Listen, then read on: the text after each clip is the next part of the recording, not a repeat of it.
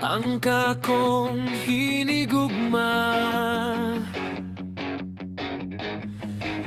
Usa ka babae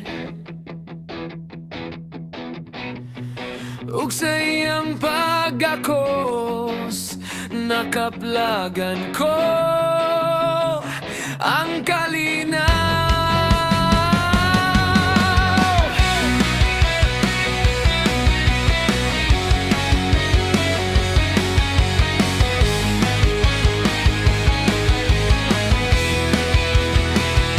Sa iyang pahiyom nga malinawon, murag adlaw nga mosidlak sa akong buntag. Sa iyang mata nga puno sa kahayag, dito ko nakakita sa akong kaugmaon. Dili siya kusog, dili saba, pero ang iyang presensya makapahupay sa kalibog sa akong hunahurag. Siya ang akong pahulayan sa iyang pag-akos. Mawala ang kahadlok, murag tanang problema mahilis kali.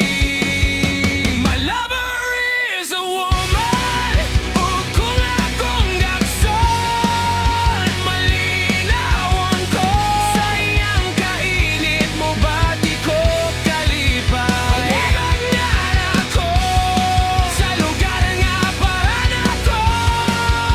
My lover is a woman, sa iyang ungkod luwas ko pirmi.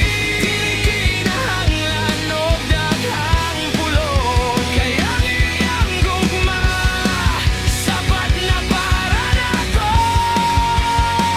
Sa matag gabi nga kami nagkuyog, walay lain nga akong gipangayo.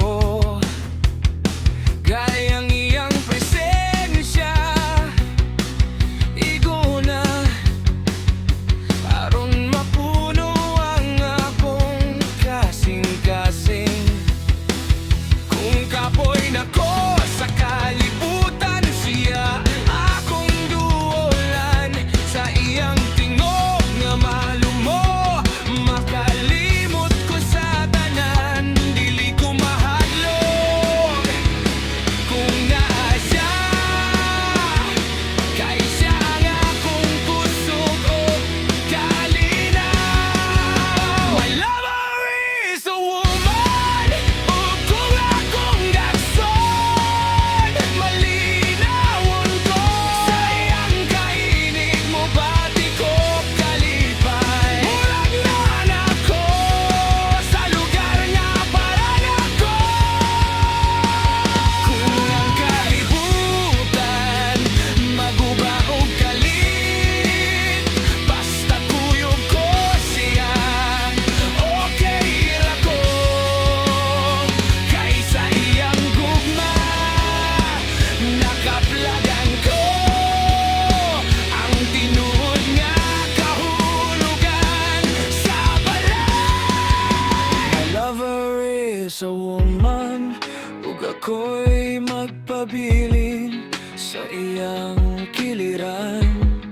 Sa iyang pag-akos ako'y kompleto, ug sa iyang gugma ako'y tinuod.